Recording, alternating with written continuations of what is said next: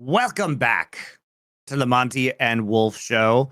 We got lots to talk about this week. Big upsets, the death of the telecom teams at the hands of FearX, shockingly, and also the downfall of T1. Wolf, where do you want to start? Do you want to hype up FearX? Because we don't talk about them very much. Let's start there. Because it's intertwined with the downfall of T1. So Sure. FearX kills KT and T1 in the same week. Now, KT, obviously, fraudulent. But FearX, we were bagging on them. We were saying, why is Raptor in instead of Willer? It was justified. Closer is a bum. Clear is an ultra bum. All of these things are true, by the way. All these things are true. Execute is now out. Duro is now in. Duro is not a good player, and yet wins over T1 and KT. Thoughts? I mean, he's better than Execute, so I'll give him that. Is like when Execute was on this roster, and like I know a lot of people are Execute fans. I've known this since I criticized Execute last season and said that he is a coin flip player. He's like, I'm gonna coin flip the game at level 2 every single game, every game. I'm doing it. We're going in. I hit level 2. We're all inning. It's not a favorable matchup. Doesn't matter. Going in. I think Duro is a lot more stable as a player, so I do think he's changed how BNK play and how he's just straight up gonna actually be a normal support and be fine. Duro is one of the best supports and challengers, and I know unfortunately with the lack of talent pipeline we have right now, that's not saying a lot, but I'm glad that they were willing to make the choice, especially considering how popular Execute was, etc., etc. But it's not about Duro. It's just that BNK FearX just draft normally now, and just like they either play towards the meta or they play towards their playstyle, which is to just go for dive and be super aggressive. And I feel like that series win against T1 is less about BNK FearX and more about T1's issues. Specifically their drafting and playing in this meta where they're not good at Tristana. Faker is really not good at Tristana, and about how T1 are just very off right now. I don't know what else to tell you guys except that everybody's, I think at this point, pretty aware that T1 are not strong on this meta. Faker is not a great Tristana player at the moment. Their reads in the series against FearX were pretty bizarre in their like Seraphine draft where they had no engage and went just shielding only and made Faker the main hyper carry with Ivern, and he couldn't get it done, which was, I think, not a surprise to anyone who's been paying attention this season. I do think that T1 will bounce back from this, but we're at a very low right now, and I feel like this is probably the worst we've seen T1 at in a regular season in terms of trends since like 2021. Without, of course, this is without considering like a COVID thing or Poby coming in right as an emergency sub with Faker's wrist injuries and stuff like that. If you consider those, maybe this isn't the worst for T1, but otherwise we're back to like Daney level of like this. We start panicking, like Aladdin, like start. Like this is where we're at. I just love how we have a T1 crisis every summer, whether it's Faker's injury or the 10-man roster or sucking in the meta, as in this case. I mean, Faker also not playing great right now, and they don't seem to have it together as a team, and they don't really seem to be able to play in this meta, which I honestly don't think is that big of a concern because the meta will shift before playoffs and worlds probably into something more normal and more favored to their play style. But yeah, I mean, it has been rough for T1. But before we go into that, I do want to say some nice things about FearX because like it was a huge week for them, right? It's a huge week for them. They're fighting for a playoff spot. They're now one game behind T1 and KT Rolster after defeating both of them. So they've actually kind of vaulted themselves potentially into a playoff race for the top 6. Also one game behind Guangdong Freaks, right? So if this trajectory continues and they're capable of beating these mid-tier teams, they may actually displace one of them in the playoffs. Now, I'm not sure I believe that, Wolf, really, but here's the reasons why I don't really believe it. And these are compliments to the FearX roster. First off, Clear had his best week ever. Like, to be very clear, he is not a good player. Like, this is not a good top laner. He has been extremely bad at times. And yet, I do have to give credit to him. He actually had some really solid games, on Kennen, Gnar, these kind of champions, got some really good team fighting in, and he performed. The other thing about FearX is that they looked really decisive in some of their games where they were playing these like pick compositions. They were quite good at engaging, at focusing down a single target, right? And this is what set them up against T1 for success. And then also they did get some lucky breaks because T1 was uncharacteristically bad, which we'll get to when we talk about T1 more in depth. But then we flip it over to the KT series. Was there a little bit of throwing? Was the Neela game really legit? No, it wasn't. It was a 4v5. Was this some happy gaming? I mean, Deft legit did 4,000 damage that game. Actually, it wasn't legit. It wasn't a real pick. And it was good. Terrible diving. It was a really good draft from BNK, and they trapped Deft, and they banned the Caitlyn and the Xayah, and I was watching. They did ban 580 carries. They did ban I was on the desk that day, right? This was yesterday, and I was watching the draft, right? And I saw Deft like scrolling between like Draven and Jinx, and I was like, oh, it's done. He has no plan. Like it's over. And then the Neela came up, and I was like, that's not a champion. He thinks it's a champion. He actually thinks it's real. He actually thinks like, oh, we got the passive, I get extra XP. No, it's not a champion. It's not real. We don't really have good Neela players in the LCK. I mean, Guma's had it been pretty successful with it. I mean, Wolf, I'm just gonna put this out there. Objectively, LCK teams are the best Neela teams. Jiwoo is the best Neela player in the LCK. He's on long term. You may hate this one fact, Wolf, but LCK is the best Neela region. This is just it is known. Like that's just true. And that doesn't mean that they should be picking it or playing it, but that's also true. and Deft did pick it, but he wasn't playing it. I think in the two dives, the first one he failed, and the second one, which they really hard forced to work, was like all the 4,000 damage he did that game, and then he was not a champion and did not do damage, and they lost the game, which was unceremonious and unsurprising. After giving Hannah 2 kills on the first attempt, and like we all knew, at least those of us on the desk at the LCK knew when Def locked in, we were like, it's going to 3 games.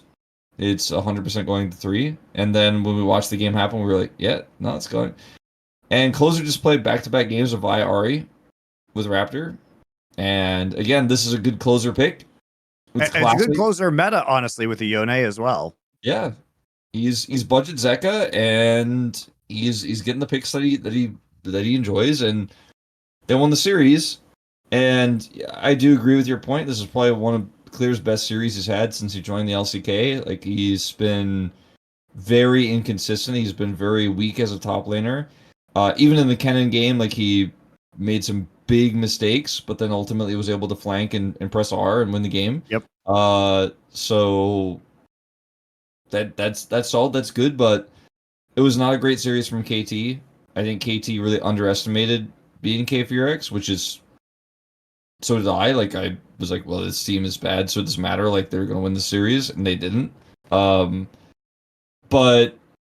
ultimately, like, I want to give credit where it's due. I do think Duro not coin flipping the game at level 2 every single game has really allowed this team to actually play games of League of Legends they were not allowed to play before because the bottom lane was a disaster. I mean, Duro does int, though. That's the problem, is like, first off, I would say, even in some of the games he won, he kind of accidentally won them a lot of the time. Like, I don't think, when I was watching in my VOD reviews, I actually just straight up don't think he meant to do some of the things he did. on Alistair, particularly in game 1 versus T1. Like when they got the crucial pick on Decaria and he flashed, I think he was trying to flash the E, not flash with E on him, which dragged Keria into the team. I also think he tried to stop recall and Faker that went through with Ignite that he should not have tried to stop because it gave them a free Drake if Faker recalls. So like, I think they kind of won in spite of Duro. It was almost, it was like comical watching him play the game because he was like accidentally doing the right thing a lot of the time. But I don't think he intended to do it, which doesn't give me faith in his future. Yeah, I mean, like I said, I do think he was probably the best support, most consistent support over the last few years in challengers. So, you know, if you're looking for some new support talent, this could be might nerves, could be nerves too. I'm willing to give him that. I do think like I'm not trying to say that he's underperforming. It's really just to say that there's not a lot of great support talent out of challengers right now. We had Bible, right, and we have Duro now. Obviously, Execute was recently in challengers. There's Way for KT, who's arguably the other best support that we have, but you know, I think there's a lot of differences in how challengers plays and how LCK plays and how coordinated LCK is and how kind of set in People are going to stone be the mad meta you're not is. talking about Reckless, by the way. I mean, sure, fine, whatever. But if you enjoy Janna support, you know, that's maybe you can look at that. Reckless has improved a lot, by the way, and T1 is actually a good team in challengers right now. Although in spring they were not. They've really turned it around, and Reckless and Smash have been quite good together. So credit where it's due, but I don't think he's the best support that challengers has. But he's getting closer, you know. But again, Duro Way were probably the two you're looking at. I think that the main thing is that instead of just trying to hard force the meta that BNK FearX really sucked at, they just were like, no, we'll just play Ari and dive and play Renekton and it's fine. We'll do that. We'll set up a cannon. And Ryu just kind of realized, what if we just play what we're good at instead of playing what everyone else is playing? And actually, you can do that in the LCK. LCK teams forget that you can actually just draft whatever you want, and you're not actually shackled. It's not in the rules where it's like it says right here I have to play like Corki or Tristana, and we have to. No, it's actually fine to just play your own style. And they did that, and they won, and that was good. I do think we have to address the elephant in the room, which is that T1 look really bad right now. Like Zeus is losing counter matchups.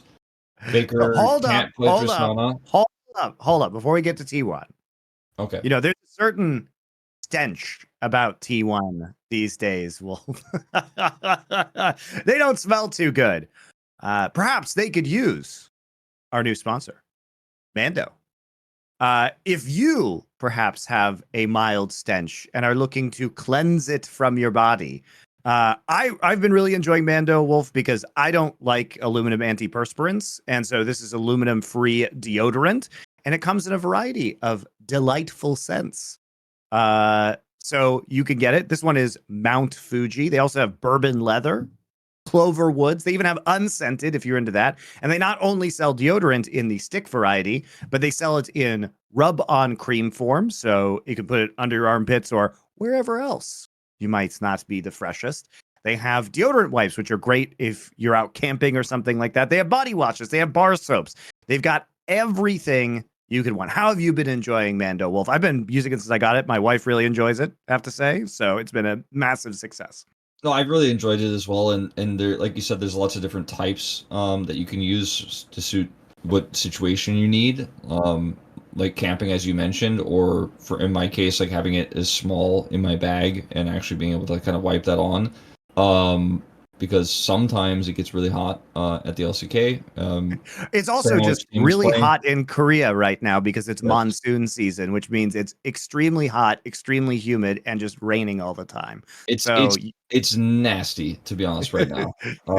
It is literally raining out my window right now, and yeah. it's humid as hell. And you gotta have good deodorant. It's hard to find deodorant in Korea. I got Mando now. I'm happy. I'm hyped. And now less stinky. Actually, you know, a little bit. I got the clean smell. You know, it's good. It's good. It's been very refreshing to be honest. So if you guys are interested in some Mando, I would recommend, you don't have to really commit, but you can get the starter pack to try it out. So it's really good if you just want to give it a shot. It comes with one of these solid stick deodorants, a cream tube deodorant if you like, or a mini body wash, or a 4-in-1 bar, and you get free wipes. So you get all of that. You kind of pick your scents, pick which products you want out of their product line. It's a good way to sample it up. So we do have a discount code to help you get hooked on our favorite smelling whole body deodorant on the market. New customers get $5 off a starter pack with our exclusive code. That equates to over 40% off your starter pack. Use code Monte Wolf at shopmando.com, shopmando.com. Well, now we can talk. I know you've been chomping at the bit to get to the T1 conversation, Wolf, alluding to it, but their play could definitely use some of that Mando because it stinks right now.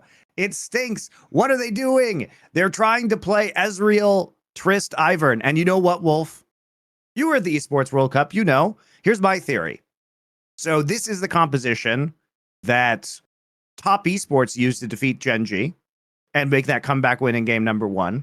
And I think they saw it and they thought, shit, guys, we can't beat Gen.G, but top esports can with this comp. What if we practice this comp so we could beat Gen.G later? But it turns out Faker, as you stated, bad at Tristana. Gumayushi, not a very good Ezreal player. And the team, not very good at playing with the Ivern. Yeah, no, so this felt like T1 became the poser team suddenly. They're like, we're totally good with this meta. We're totally cool with the skater kids. We could play the Ivern and no, it was they were posers this week. Like Guma can play Ezreal. Come on, trust me, it's fine. No, you can't. I mean, we've talked about this on this show specifically a lot about how Guma, how he moves his cursor and how he's not good at Zeri. Ezreal is a skill shot champion where you actually have to hit your Qs. That's the main part of Ezreal. Like, you have to hit Ws as well and then empower them by hitting an auto attack or a Q, right? Otherwise, they don't do anything. Ezreal is a quite unique AD carry in that he's more skill shot based than auto attack damage. And as you hit your Qs, you get your cooldowns refunded. I don't know why I'm explaining Ezreal to you guys, but like maybe I should be explaining it to Guma because he seems to not quite link it up. But if you're not able to or confident in constantly poking with the Q, then you shouldn't be playing Ezreal. We have players like Viper, Deft, has shown he's quite adept at Ezreal over the years. And someone like Viper less so now, by the way. Maybe less so now. But Viper will literally break. Viper's amazing. He will literally break the game, break the damage numbers on AD carry because he's constantly landing poke. He's confident in, before we go into a team fight, actually chipping away at health bars, constantly playing with his E and knowing exactly how much he can like harass basically before the team fight breaks out, while also being safe. And that's just not what Guma's good at. Guma's good at picks like the Aphelios, for example, where you are just there's a front line, you auto attack people, and it's not about as much about like harassment or poke or setup. You just do the boom boom damage, as we like to say at the LCK. Your front line's there, and then you auto attack people with the right guns. You do that kind of stuff. I think that in this meta, because Ezreal is so oppressively strong, you have to draft him. You have to prioritize him in draft because the buffs to his Q, his Mystic Shot damage, are so strong that like even matchups that Ezreal used to lose, he kind of wins now in lane, because if you just hit Qs on a few people, like the damage is so high that you actually end up winning the matchup. You can clear minions very quickly. He's even been played in mid, etc. But it's just not a champion that Guma. I don't want to say I don't even want to say he's bad at it, but it's just not. It's not a Guma champion. Like he's worse than most of the AD carries in the LCK at Ezreal. So you still have to consider this pick. You still have to either like ban it away or prioritize it, because if you give it to somebody else, then that's a liability. But he just isn't very strong at it. Faker's Tristana, I think this one has been like discussed to death over the course of the last 2 weeks. He's just not good at it. He's gone in He the makes wrong bad time. decision. His laning phase is really rough. He makes bad decisions. When he was playing Tristana into Corki, he was like getting solo killed. He was playing Corki into Tristana, he was getting solo killed. I don't know where the ending of this story is, but maybe it's just that on the next week where we move to a new patch where these champions are nerfed, it doesn't matter. Hopefully. But T1 should have, I think, been doing as other teams did this week, like BNK, for example. Maybe just play Azir. Maybe just play Talia. Maybe just play what you're comfortable with instead of trying to hard force the meta, because it wasn't it. This isn't it. And this is not like Faker's not got wrist injury. This is not Faker, being like, oh, my team is struggling. It's a bad metaphor. He's just trying to do what everyone else is doing and struggling. And it's weird to say this about Faker, honestly. It's so strange because he has never been the guy who's, oh, I can't play this champion. He's like, no, actually I can play more champions than anybody. But he's struggling with this. Keria also has been messing up a lot of engages on Leona, on Rakan. Zeus is losing lane. It's also it's just bizarre. like, it's uncharacteristic mistakes too. Like if you look at the way that T1 has been playing, in the series against FearX, one of the weirder moments, Wolf, was when Faker, after 20 minutes, TP'd as Tristana in the bot lane to catch a wave at tier 1, which meant that FearX with the Zyra could just take the Baron for free.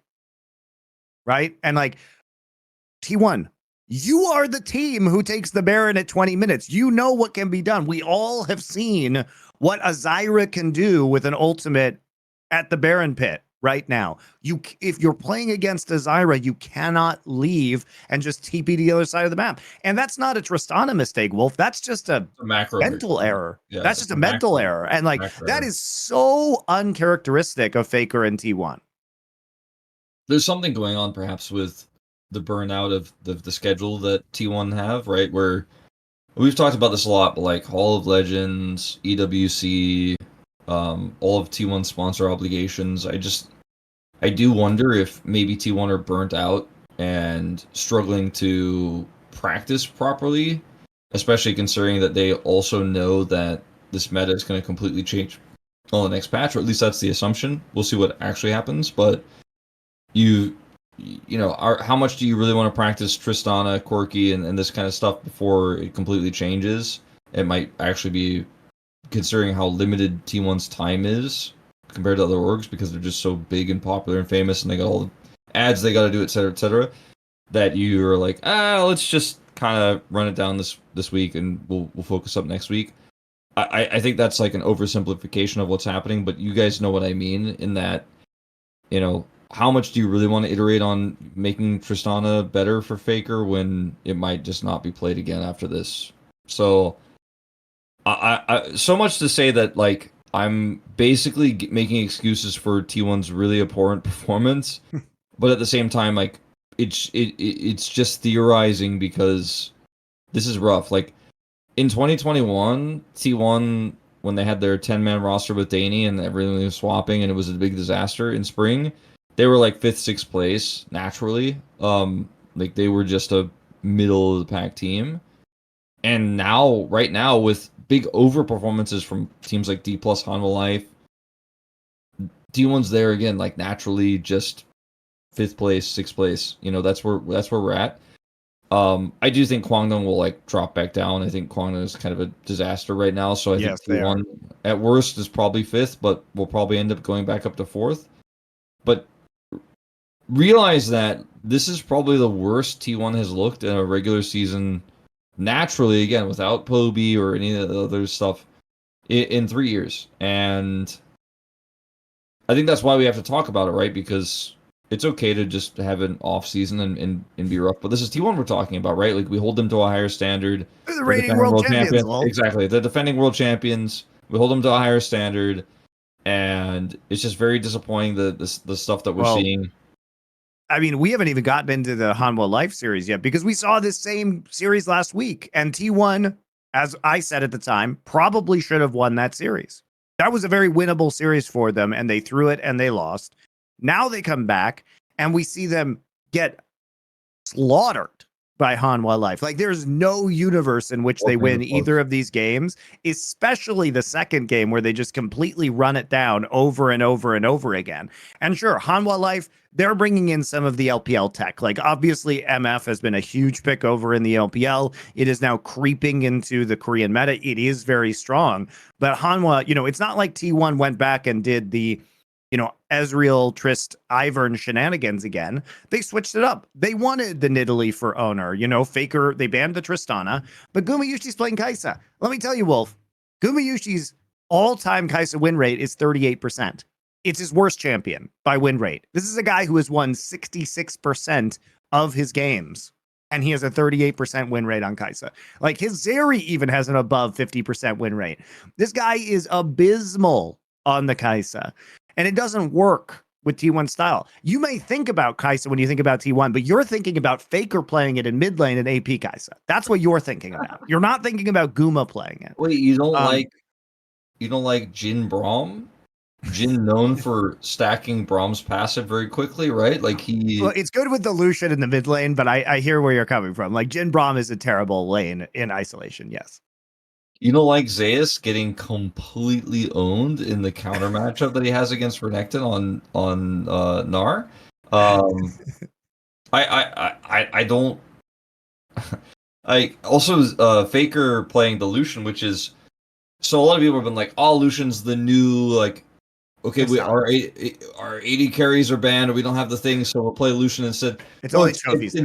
It's considered a strong counter into Corki specifically, and it's been played as a counter to Corki in the bottom lane, even though that's quite rare in the LCK because the LCK teams know that Corki is bad as a bot laner. The rest of the world will figure that out eventually.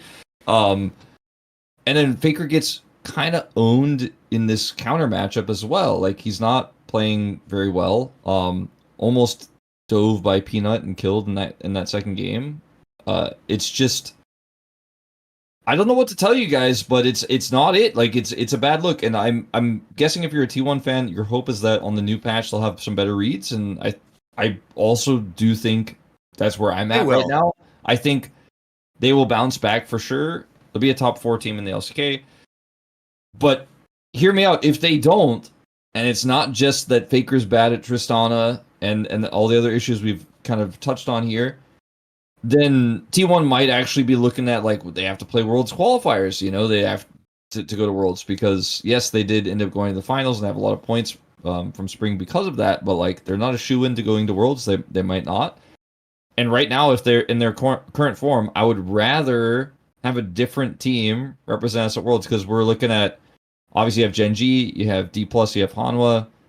Who knows what that 4th team will be for Worlds, but right now I'm hoping it's not T1 if their form is like this. Now, we're getting a bit ahead of ourselves. We just crested the second round robin. There's definitely a time that T1 will take to bounce back and move on to the next patch, which is going to be a big one. Like we'll see it in challengers today as well before the LCK starts. So I'll have my eyes on like what people are playing there. It's Fearless draft there, so always again difficult to get a full read, but you can get some ideas about what people are playing. Is Corki Tristana dead? Probably. Thank God, because it was the most boring meta I think I've seen since I came to the LCK. Like people were excited, like, oh, it's hype, it's AP junglers. I'm like, I'm not that. I'd rather not have brand. Ooh, farming AP junglers. Ooh. I mean, for real though, Monte, like with Corki and Tristana that don't have that much playmaking. I mean, obviously Tristana could, like, if you insect flash or rocket jump in and buster shot somebody, which nobody did like ever. It's kind of interesting. I'd rather have Azir. I'd rather have Rise, like Realm Warp. I'd rather have anything that actually does something. Ori. If you're 4,000 gold ahead, and then you have a lead, and the enemy mid laner is behind and can't actually make plays because he just is losing in the side, then you just lose the game. You're like, oh, my mid laner is a boom boom damage champion. I can't do anything. I just sit back and lose the game. It was very boring, and one-sided games just became more one-sided. So I'm happy the meta is changing, or at least in theory will. Again, in the LCK, you never know until it happens, because even with big nerfs, like sometimes LCK teams don't know how to actually forget how to or move on. They're like, I'm holding on to my Tristana. No, it's nerf. You can't play it anymore. It's not gonna happen. They learned with Skarner real quick, so that was good. I do think there's pretty decent chance T1 will bounce back in a big way. And like, I don't want to say we'll look foolish for criticizing them now because they're factually just really struggling right now. But I'm hoping that the discussions I'm having about Worlds qualifiers and will they like be able to make the playoff run? Will they meet up against Gen.G in the finals again? Like, our doubts right now, I think, are warranted, but hopefully we'll end up being like, oh no, they bounce back, they're good. Because instead, it's looking like maybe Hanwha or Dplus are the second best team in the LCK next to Gen.G. And maybe we could transition to talking about how Dplus totally 2-0 Gen.G, even though on Leaguepedia I see right here it says they lost to 2-1. I actually think they won that series. I'm pretty sure. Like I saw the game 2 was over, and then I went and made a sandwich, and then like I turned the LCK off. The win Like, streak is over, Wolf. The win streak is over. I'm pretty sure it was a 2-0.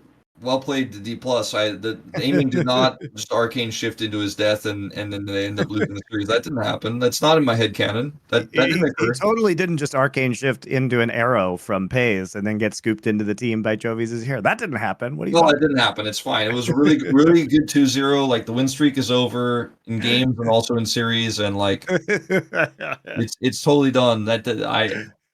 Right? That's hold on, let me go. Wait, they didn't lose? That's how I remember. Wait, hold on. Like, it's a prank by Leaguepedia. It says that they lost. I was pissed, Monty. I was pissed. Aiming, you have to stop this. Aiming, I'm asking you again, please stop the inting. They're playing through you every game. Come on, just get it done. Yeah, the win streak is over. In all seriousness, the win streak is over. And it wasn't even a bad series by Gen.G. It was Dplus played really well. They still ultimately won the series because of aiming, arcane shifting into an ash arrow. And you just got to take the good aiming with the bad aiming, Wolf. The aiming that gets you wins on Zeri and Ezreal is also the one that sometimes randomly ints, and that's just who he is, Wolf. Why do you hate who he is? Dplus have been better this season and more consistent, but the thing about Dplus is that, I mean, we've acknowledged and discussed this on the show a lot, but you know that Kingen and aiming are probably just gonna randomly int at some point, and like, whenever you get your hopes up for Dplus, you're like, they gave aiming all the money and then he just died for no reason and the game is over. Like, this happens a lot. When aiming was on KT, I was ready to trust, like, I was like, okay, well, this is good aiming, he's consistent, he's got Lehens to back him up. And then on Dplus, it just hasn't, for the most part, been that way. And whenever they play through aiming, he doesn't get it done. And when they play through, like, Kingen or like Showmaker has got the Lucid Showmaker synergy going on, they do well. But then when they play through aiming, he just takes a lead, and I swear he like is doing like a Michael Jordan like dunk into the trash can, like, with it every time. I'm super like pissed because I'm like, oh, I want Dplus to be a good team, and then they're like, everything to aiming, and then aiming is like, I choked again. I'm like, stop, just don't do that. And it's weird because right now Dplus is really good. They're the only team to challenge Gen.G. They were the only team to challenge them to stop the win streak before. Chovy had the sick outplay right around Baron. Dplus choked that away. Then he had the Emperor's Divide, and everyone knows the story there. This time around, they did actually, in fact, break the winning streak. They won the first game. They won the second game, but then aiming said, no, I'd rather lose. I did find it funny. I did find it funny how Gen.G just gets the win streak, and then they get one game ahead, and then they just immediately lose. Wolf, like, they couldn't actually extend it. It's like they got it, and then it was just over. And I want so much to say, look, Dplus are playing their own style. They brought the Twisted Fate back, and like they're kind of doing like what we were excited about a few years ago. We're like, oh yeah, Dplus always has their own cool meta reads. Drafting is good, really smart, intelligent play. They play their style and have to play the meta style, and that's good. But I'm just not ready to trust. Like, on paper, I want to say this could be the second best team in the LCK, but we all factually know it's not even like a superstition. We all factually know that Dplus give all the money to aiming, and then he ints and they lose. Like, we all know this. I'm not hyped. I don't trust. I don't believe. I want to talk about that game one in particular from Dplus, but I agree they are missing some factor that gets them the win. But we're not missing the factor from our podcast, Wolf, which is Factor, our sponsor, obviously. And I'll tell you a story, Wolf. So yesterday I was streaming. I was in the middle of my stream, and I needed to go make lunch, and I was like, "Damn it." I don't have a Factor meal because I am in Korea now. It was so easy when I was in the States for MSI, and I could just pop out for 2 minutes and get one of their never frozen chef created meals because it was great. It was healthy. I went instead, Wolf, yesterday, and I made myself some ramyun and mandu, which like it's fine, but I wish I had Factor because it's, a lot healthier than the decision that I ended up making of having to make a meal quickly. And if you find yourself in this situation, maybe you too can get some Factor because all you have to do is pop them in the microwave for 2 minutes. They're sent to your house. You get a box of them. You can eat them all week. It's great. They have 60 add-ons and they have 35 different meals weekly. They change up. They usually, you get some nice like protein options with some vegetables in there. Really quite good. So you can head to factormeals.com/MonteWolf50 and use code MonteWolf50 to get 50% off your first box plus 20% off your next month. That's code MonteWolf50 at factormeals.com/MonteWolf to get 50% off your first box plus 20% off your next month while your subscription is active. So don't be like me, who can't get Factor in Korea. And thanks to our sponsors. Don't just be the ramen guy. Go get some healthy food for real. Exactly. Lose weight, all right. feel good. So the first game, though, I think we do have to talk about this because this first game was an actual banger by Dplus. And you know what, Wolf? I looked up the Twisted Fate mid usage so far this split, and I can tell you factually that in major regions, Showmaker is the only player playing this AP. There have been some AD mid lane Twisted Fates, and a part of that is just a balance, obviously, against a lot of the AP jungles and top laners that we've been seeing. So if you want to balance out your composition, some players have taken that as an option, but Showmaker is actually bringing it back. AP, it's one of his signature picks. He has a goddamn world skin on it. It's amazing to watch. He's so good at this champion. Dplus plays an amazing pick game. Lucid's popping off on the Lee Sin. They're getting these really clean engages. If you love TF play, AP TF play from the mid lane, and you love great TF ults, Showmaker nails every single ult in this game. He is everywhere. It is fucking awesome to see. He's diving turrets. He's appearing in the side lanes. He's altering his position in the team fights to like punish Chovy's Yone. It is beautiful. It's great to watch. Like it's one of his best champions of all time. You mentioned his world skin. Since I joined the LCK, I feel like the two picks that I associate with Showmaker all time of like extreme Dom 1 dominance are Twisted Fate and Lucian, right? Lucian is kind of like fringe mid meta right now, but the Twisted Fate is not meta. Like it's not. I'm not saying it's not strong. I'm just saying like no one is really running this. No one's playing the AP version, as you said. And he's just like, no, this is strong. Lucid's like, I'm an amazing Lee Sin player.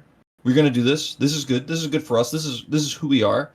And we're not just gonna hard force the meta. We're just gonna play what we're good at, and we're gonna own you. And they did. And in that particular Twisted Fate game, they had the Ashe Braum, Gen.G did, and I thought, okay, well, this is extremely strong at level 1. They weren't able to capitalize on that. They weren't able to use their insanely strong power that they have early game to actually warp the early levels. And unfortunately, like Canyon's Nidalee looked like other junglers' Nidalees because they weren't winning the lanes. Showmaker was being super proactive and making those Twisted Fate ults high impact early. They snowballed the bottom lane. Aiming got the money. He didn't int this time. Boom. GG. Like Dplus broke the win streak. I do feel like this is a series where you've got the Nara counter pick to Cassante as well. Or this is a game or a draft where you have the Nara counter pick to Cassante, and Dplus had some really good reads here. Like I feel like Gen.G didn't respect them, and they're like, nah, we got Ashe Braum, we can't lose these. But you actually can lose these, in fact, if Dplus play this proactively. But again, I hate to say it, but I just don't trust this roster yet. Maybe if we get a few more big wins against big teams, you know, they put Hanwha to the brink again, for example, then I'm ready to trust. Like, then I can say, oh, maybe Dplus could make the run to the finals. Because I know every Damwon fan who was a bandwagon fan from like 2019, 2020, like, oh, this is it. Like, they've been dormant for 4 years. It feels like, oh yeah, the 2021, like they had the run, like they were still a dominant team there. But otherwise, it's been kind of Dplus playing some close series against Gen.G, but otherwise being very disappointing and being like a 4th place team, 5th place team around there. And this is the season where it's like, oh wait, are they second? Is this the second best team in the LCK? The Damo fans are like jumping up and down, be like, we're so back. I'm like, wait, hold on. Did you watch game 2? Did you watch how they were so back in that game as well? And then suddenly like aiming ran it down. That's what you got to be careful about right now, because yes, Dplus is playing their own style. They're playing Lucid style. They're playing Showmaker style. Good meta for Kingen. He's always been an incredible Gnar player, right? Gnar's back in the meta. Aatrox is still relevant. It's a good time to be a Dplus fan for sure. But let's wait and see how this develops, because I have seen Damwon or Dplus have like a good 2 weeks, and you and I have talked on the show like, wait, hold on, their meta reads are good, like new patch, it's awesome, and then they can't show up in big games. When it was Deft in the 80 carry position, same situation. They fail it. It looks good, but then they mess it up. So I'm warning Dplus fans to be cautiously optimistic and not be like, no, we're so back, because you're not so back until you do this for like 3 weeks in a row. Then you're so back. But like right now, because objectively they are top 3 in the LCK right now by the standings. They're the only team that's taken a game off Gen.G. They're the only team that almost took a game off Gen.G. basically when they played against Gen.G last time. So they do look very good. On paper, I think Hanwha is the better team right now, but like Dplus played Gen.G closer, so there's an argument to be made that Dplus could be the second best team if they can find that consistency in terms of their drafting. But I'm here to tell you, I'm not ready to trust that right now. But I do think Dplus is a strong team. But like second place, I don't think so. Maybe third. Maybe we'll give them a 3.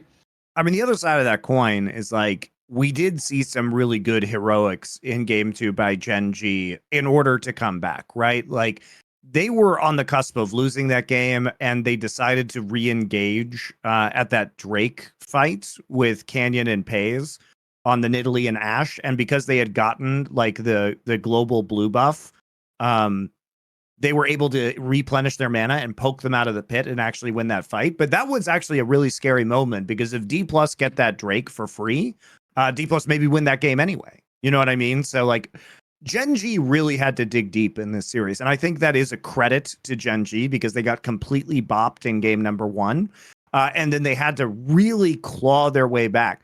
And obviously we'll criticize aiming for his positioning, but it did take a really decisive arrow by Pays and an incredibly decisive Azir flash shuffle by Chovy to catch aiming out in that situation. And like, the instantaneous turn and the way they recognized that aiming was out of position and the way that all of them all-ined on him was really very impressive. And I think that's, you know, to Gen.G's credit, they really are good at playing from behind, at finding those advantages, at punishing mistakes, at team fighting, at being in unorthodox situations and making the right call. Like, this is an extremely good team. They still are the best team in the world. Oh yeah, and that's the other side of the coin here, in that Gen.G did it twice against Dplus now, where they're down, massive deficit, looks kind of doomed, and then they clutch it, right? And that's the cool thing about Gen.G. And I feel like when T1 had their extreme dominant streak, when they had the perfect season and all that, basically T1 were never really challenged in that season in terms of like, oh, what do we do from behind? Like, we're a little bit behind, or we're massively behind. How can we come back? And I feel like T1 wasn't able to, as we saw a lot of other teams that have had dominant eras in the LCK, they got so used to being massively ahead when we crossed the 14-minute mark that they didn't know how to like play from behind and be in a losing situation. Gen.G's proven now that they will clutch these out when they're behind. And if you're a Gen.G fan who is always worried about the international performances, we saw EWC didn't go so well. This is somewhat reassuring that in 2 games against Dplus now, back-to-back round robin games, they actually were able to clutch it out from behind and find that good team fight. Because when you're as dominant and you have this win streak, etc., sometimes, you know, you kind of forget what it's like to be losing and how to play those games out. And I think Gen.G were able to prove, as you say, that they can make that happen. Again, Aiming probably should have just taken the W on his True Shot Barrage and the poke that came through, and then maybe slow played that, and it was an error on his part. But every mistake has to be punished and capitalized by a good team. And so, while both Aiming's mistake, great follow up there from Gen.G. And then in the third game in that series, you know, we could briefly talk about it. It was a pretty good showing by Dplus. Like, they were massively behind, and yet they still were able to make some like Cannon Barrage, Mega Inferno Bomb combos happen on the Pays. They were almost able to kill him. Like, I thought from behind, especially with a Kalista that doesn't scale, they played that game about as well as they could have. I was actually pretty impressed with how Dplus tried to play that one out, even though it was pretty doomed from the early game. That was also a kind of inspiring game. I think Dplus playing their own style, playing a little bit unorthodox. Kingan's a great GP player, like he always has been. That gives me hope in that they don't have to play through Aiming every game. They don't have to give him all the gold on the map that we've been talking about in this show for the last like 3 splits. They don't have to do that. You're just picking your poison, because I think true Dplus fans know that if they give the gold to Kingan, he'll just throw it instead. Well, it's too real, Monty. I'm just trying to stay hopeful. Because you know what? Kwangdong was my like hopeful team again. And you know what? They booed me again. Kwangdong is good again, right? No, they're not. They're in second round robin death spiral. Like, we're losing everything. I don't even want to talk about Kwangdong on this show. I'm so sad. Too bad, bro. It's Brover for them once again. Why is Brion their kryptonite? It's so funny. I just don't. It's fate. It's fate. Fate is back, Wolf. You said Fate wasn't gonna fix things. Fuck you, Wolf. You were wrong. You said Fate wasn't gonna fix it. You said Fate wouldn't fix their problems. You know what Fate did, Wolf? He got them their first win. He actually played really well too. Like, it was kind of a God damn it. How could I have known with like a year off with no tape of Fate that he would actually be better than Pool Bay, who is one of the best mid laners that Challengers had to offer? How could I have known that Fate was just gonna randomly also be good at Corki, even though he wasn't known for playing Corki when Corki was meta and he was in the LCK on DRX? I don't know what's going on with Kwangdong, but it's not good, and I think it's burnout because I know, as you know, CV Max he's like a relic of old Korean coaching where he's like 12 hours a day. Nobody's sleeping, like, and then after that solo there queue. is no off season. Yeah, there is no off season. There is no esports World Cup break. Not for this team. You guys are playing 12 hours a day. And Bulldog looks like he actually hasn't slept in 4 days, and like in on his face. And then you look at his play, and you're like, "What are you doing? Where are you going? What's your plan?" You know, it's like in his mind, he's like in another CV Max scrim, where CV Max is like, "We run this back. You run this comp.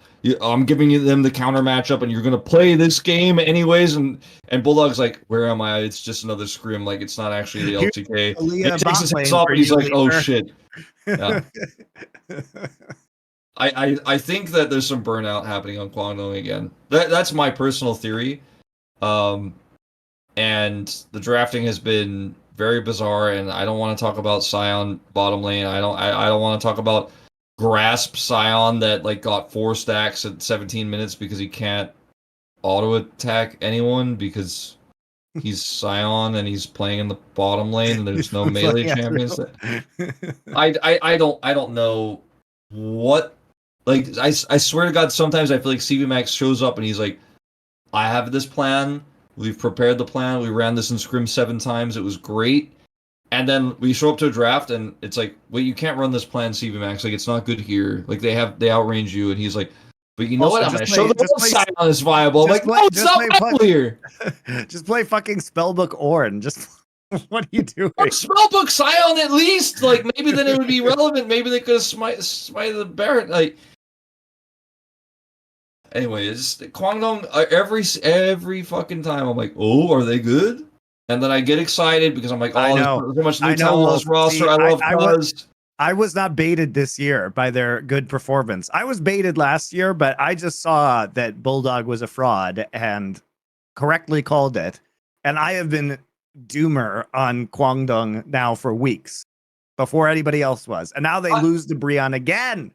I'm so, the thing is, the truth is, like, I feel like I'm kind of spewing bullshit because internally I knew they were gonna collapse, but outwardly I was telling everyone, no, they're good, because I think I was trying to be like the hipster, like, no, actually this time if they're good, like I'll be the one that said like, no, they're good, but actually internally I knew this was gonna happen. We have Dagon, last Free Nation guy as well. He works with you guys. He does a lot of shows with you guys.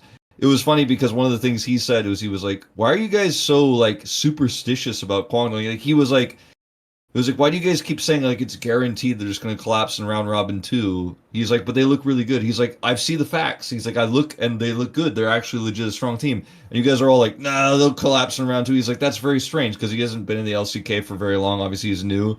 But like outwardly, he's just looking at us being like, you guys are actually just like peddling like bullshit, saying like, you know, oh, they always collapse in round 2. And we were like, just wait. It's gonna happen, and then now these days he's like, oh my god, it's crazy. Like there was literal no factual evidence that they were just randomly gonna be bad in round 2, and they were gonna head towards this, and now there is like it's bad. They're not playing well. I don't know what to tell you guys. I want Kwangdong to be relevant. I want Cuz to actually have his heyday, man. It was on KT, he was the best jungler, and then somehow ended up on Kwangdong because no one respected him because he doesn't have a big brand. I don't know. I want Cuz to actually get what he deserves, which is a fat bag and a fucking trophy, and he's just not going to get it. He's not going to get it on this team, even though he deserves it. And I'm pissed, Monty. Bulldog is a fraud. Ah! I was right. I was right. I just hated watching them be Corki and Tristana merchants for the early season and lose on everything else. And I didn't believe it because I know Bulldog sucks at laning. So if he gets champions that can cover that weakness, it's only a matter of time until those champions are nerfed. I mean, they were ahead of the meta in many ways, but yeah, I love Cuz too. So it hurts. And like, I like Dudu also. Like, I actually genuinely like a lot of the players on this team. But I think they need to, I mean, it's easier said than done, right? Like the mid laners have been a problem in terms of Korean talent, right? The mid lane pool is not very strong in Korea as a whole. And there haven't been up and coming mid laners. Like everybody on the lower tier teams has been trying to find their guy and like they haven't. So it's been rough, but I also just think like Bulldog probably is not a long-term player. And I think the problem, Wolf, is like if he's playing this much and CV Max is really hounding his players to get better, I just don't think he is going to get better. Like at this point in time, like I just don't think his laning phase is going to be good enough ever. Yeah, there's been so many mid laners that have come up to the LCK, like every Nongsha mid laner, Calmy, Calyx, Saytab, Yehu, and like there's the potential is there, right? But then they're not able to find consistency like every time, every single one of them. Pulbay as well. Like Pulbay was super good at his best in challengers, and he was obviously on that super giga broken Dplus Kia challengers team with Thanatos and Lucid, right? And you know, Rahel, etc. And then he shows up to the LCK and is just not able to get it done. I mean, there were symptoms for Pulbay being weaker even before he joined the LCK. Because there was, Saint was being trained up, and there was a lot of pressure on, like, is Pulbay actually even going to be the starter kind of thing? But, yeah, the mid pool is super weak right now. I don't want to get too deep on Kwangdong because it's depressing, and, like, I do actually like the storylines and the arc of CV Max being, like, the guy who makes the players grind and his drafts are crazy. Like, I do appreciate everything about that. Like, I mean, they're still in fourth place. Yeah. That's the thing. But for now, I mean, they play Hanwha and Gen.G this week, so they will definitely go 0-2. They're an easy team to support, right? Like, they're a team that they're you fun. can get behind. But I don't want to talk about them more because we only have so much time on the show, and I need to fucking talk about Viper because we haven't talked about Viper on this fucking show. That's not true. We talked about him last week. Viper was great last week. Mean, I just mean we haven't talked about him right on this episode. The Viper glazing is commencing. I need to talk about how Viper is fucking the best AD carry in the LCK. He's so good. And if fucking Pays gets first vote this time I'm actually gonna lose my shit, because last time I was like, all right, look, there's some arguments for Pays, whatever, but this time it's like he is by far and above the best AD carry in this league. His damage numbers, I mean, we had it on the analyst desk on the pre-show of the Saturday show and all that stuff. His numbers are insane. Viper died 2 times this week. 2 times. His Ezreal is actually next level, best in the LCK. Like, no one is even close. He doesn't miss his skill shots. He does massive fuck you damage. He's insanely clutch. His positioning is fucking perfect. He doesn't E into random shit and die like aiming. Viper has died 6 times in the last 2 weeks, Wolf. He's died 6 times in 4 best of 3. And he's like playing Kai'Sa and shit, so like you're gonna die sometimes. Yeah, he's going in. He is basically the purest and most perfect AD carry. Like, he just is. I'm sorry if you're a Guma fan. I'm sorry if you're a Pays fan. You know what? Like, they're actually human. Viper's fucking not. Actually, he's a robot. He's actually tool assisted. It doesn't matter what you think. If you think Viper's not the best AD carry, you're just wrong. And excuse me, Pays has a higher KDA. All right, Pays won every game until Dplus beat him. So, you know, naturally you're going to have a better KDA, but Viper is he is the truth. He is the way. Like, I'm a believer. He makes me feel religious. So also worth noting that Viper is leading in the following ADC categories. He is highest damage percentage AD carry. Pays is the lowest, but Pays has played a lot of Senna, so take that with a grain of salt. He's the highest damage percentage after 15 minutes. He also has the highest overall DPM in the league right now. He has the second highest earn gold per minute behind aiming. So, I mean, aiming and Viper are the 2 highest economy AD carries as well. Like, they take the most CS after 15 minutes. And Pays is lower, like I said, lower in a lot of these categories because of his, the emphasis that they have on Senna, which obviously, unfortunately is just one of those warping things about statistics at the AD carry position in League of Legends, because Pays has played 6 Senna games, so that actually does affect him quite a bit. But overall, I mean, Viper has just been amazing. He passes the eye test crazily right now. He's playing all the meta AD carries. Now, we obviously knew he was a fantastic Kai'Sa, Ezreal, Zeri player, but he's also now playing the MF and doing really well with it. I mean, he's very flexible, right? And the way that Hanwha Life plays, where they just like, it's been the case when Ruler and Doran were on the same team, where that you can just put Doran on the top lane on a matchup that either Doran is comfortable with and he can get an advantage there, and you can just let him sit on that isolated matchup where he has an edge and then play through Viper. Or you could just put him on weak side, like on somebody like a Gragas. It's not a Gragas meta right now, but you know what I'm saying. Like, they could just put Doran up there. He's on an island. Play through Viper. Viper pops the fuck off. It's a tale as old as time, right? Doran did it with Ruler. Now he's doing it with Viper. Doran is like the biggest liability on this roster. Zeka in certain metas might also go into that category, but when it's this meta where Doran can just kind of chill and it's not about him and it's about Viper, that's a good thing for Hanwha. You know what I mean? And it's a pretty good meta for Zeka with Yone being relevant. And then Peanuts having like his best season since 2022. Like, he's popping the fuck off as well. His early games have been fantastic. So whereas like I cautioned everyone to not get hyped about Dplus, like I'm kind of on the other end where I'm like, get hyped about Hanwha actually. Like, this team actually is going to be good. This team is already good, and this team will continue to be good. They're not going to fall off randomly with patch changes, in my opinion. I don't think there's any big changes that are going to come through that weaken this roster. Yes, like Zeka has been very good at Corki and Tristana, and it will weaken him a little bit, and maybe like Yone gets a little bit weaker as we move away from the AD carry, attack damage mids, but it doesn't matter because Viper is good enough to make up for it. Peanut's been fantastic this season. He's playing picks like the Poppy that he kind of brought back to the meta because he's like, no, this is still relevant. You guys ban 3 junglers against me every single time, and I just will play something else and win anyways and pop the fuck off. Like, Morgana was terrible, but you know what? His early game pathing and his advantages he got from it was great. Like mechanically, bad Morgana game. His shield timings were abysmal, but ultimately, it doesn't matter because he knows he's the brain jungler. We've talked about it before. We talked about Owner being the hands guy, Peanut's the brain guy. I think Owner's brain is much better than it was, like 2 years ago when we were having this discussion. But Peanut he's just smarter than everybody else. Viper, great meta for him. He's completely on form. I think Hanwha is the only team right now that can realistically challenge Gen.G. I think they're the ones. I know Dplus kind of almost did it, but I think long term, when you talk about playoffs, you talk about the run to the finals. This is the team you should be watching. This is the team everybody should be talking about. This team is legit good right now. And some of the issues that we've seen from Hanwha in the past with shot calling, a little bit of chokes from Peanut, we saw in spring. They're not fucking it up. They're actually just playing well. Like it's not like, oh, Viper's so good, but Peanut ran it down. Like that's not where we're at. They're actually legitimately a top team.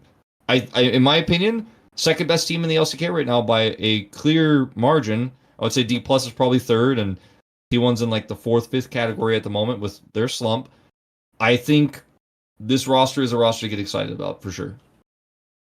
Yeah, it is exciting. I don't think they're going to actually take down Gen.G, especially as the meta shifts. But I think what's going to be really interesting as we shift to looking forward to the next week, Wolf, is like the Dplus versus Hanwha series is like a battle for number 2 in this league. As it stands right now, we all expect, I think, T1 to come back as we get further on and we get patches and like Tristana hopefully gets nerfed, right? Is it going to be on 14-4 next week, this coming week? That's correct. Okay, well, that should be a big help because we have the Telecom War coming back this week, which KT surprisingly won last time. So there's a lot of good matches. Like Kwangdong plays against Hanwha and Gen.G. Like they got to show something there. I don't think they will, but that's a time for them to come back alive. And also FearX, they have a very real shot to go above 500 this week because they play Nongshim and Breon. So like FearX could actually end up in a playoff seed after this week, potentially, depending on how KT does, MT1 does, and Kwangdong does. Because if Kwangdong goes 0-2, all of a sudden FearX is going to be in 6th place. So like as we wind down this season, we're getting to a lot of super consequential matches, and the middle of the table is really tight. Right? There's literally 2 games that separate Nongshim from T1. Right? That's as crazy as it is to say. Now, we don't expect Nongshim to go up that much, but it is very competitive. It certainly is. And Hanwha Dplus is an interesting one on Saturday because if you guys remember from the very beginning of the season, it was one of the first matches. Like Dplus like booty blasted Hanwha. It was dominance, right? And I think they were big underdogs in that series back then. I think Hanwha's It was the first game of the season. The first game of the season. It was very early on. It was almost a perfect game from Dplus. Like that was the beginning where we were like, whoa, okay, Dplus is good. So this is an opportunity for Hanwha to bounce back in a big way. I think I haven't officially put them in, but will probably be predicting Hanwha for the reasons I just kind of outlaid. Viper, better than aiming, strong meta for them. Even though we'll see what the patch looks like, it's not really quite known what the mid meta is going to look like. It might just be teams still trying to hard force the Tristana Quirky, because that's the LCK way. Like it takes the LCK like more than a 2-week period of a new patch to like figure out how to play a new patch. But I don't think we'll be seeing a ton of that. Either way, Peanut's super good. I think Lucid and Showmaker, like they're cool pocket picks of like the Twisted Fate, the Lee Sin, that kind of stuff is very easy to draft around. You can be like, okay, well, I know Showmaker's going to play some weird shit. I'll just ban it, and then I don't have to deal with it. And then Dplus's drafts fall apart. I give the edge to Hanwha there, but it should be an amazing series. Kwangdong could also randomly be good this week on a new patch and have a good read, and then surprise us and give us the hope that they're relevant again. But I have can't to beat Hanwha or Gen.G. Yeah, no, I can't. I can't predict that, and I frankly can't predict KT to beat T1 either. Again, like I'm not going to do that. Like T1 underperformed last time. KT surprised them, but KT also lost to BNK this week, and I do think T1 bounced back this week. New patch, new reads. KT DRX, I think T1 will show up. I don't think it's going to be a performance where you're like, oh, T1's back. But I think that they will win both series and allay some of the fans' fears. If they do lose to KT or God forbid DRX this week, that's when you really need to worry if you're a T1 fan. I don't think that's going to happen, but if they do, then this might be like time to start wondering about if you want to jump ship and watch another team at Worlds, because you can't be losing to KT twice in a row. Not this KT roster, not with their flippy games and well, it would be crazy too, because at that point KT would actually, be above T1 in the standings. Also, after going 0-4 at the beginning of the season. Yeah, well, we did say that was kind of fake news because of strength of schedule, right? And the strength of schedule to get considerably easier. And they beat everyone they were supposed to except for FearX, and FearX actually played well this week, so it's not so humiliating. This KT really should be a middle of the table team, and not challenging for top 4 if we're being honest. But KT being above T1 in the standings, sure, that happened last summer as well, but that was because of Faker's injury and not full strength defending world champion roster. You know what I mean? Yeah.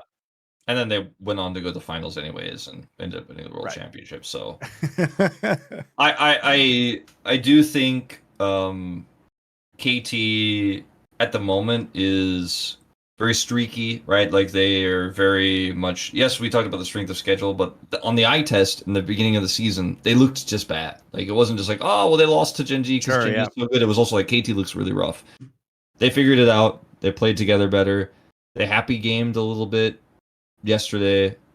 Please don't pick Nilo like that. They got punished. Maybe that's a good thing for KT. Maybe if you're a KT fan, it's good to actually have that loss to FearX, because maybe it gets you a little bit more, it makes the team and the players a little bit more serious. I'm like, hey, we got to focus up going into a really important week where, again, theoretically, they could beat T1. I'm not going to predict that, but they could. And then they have Nongshim, so it's a week that you really need to be solid for on a new patch.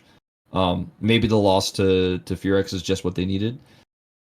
But I KT is just an enigma, and I want them to be good, just like I want Kwangdong to be good, and I want to trust that aiming is going to get it done on Dplus. But you and I have been watching these players for a long enough time to where you gotta wait and see. You gotta wait and see, Monty. Yep. All right, guys. I think that'll do it. We should have a pretty, compelling discussion for next week about the new patch. Hopefully, T1 bouncing back.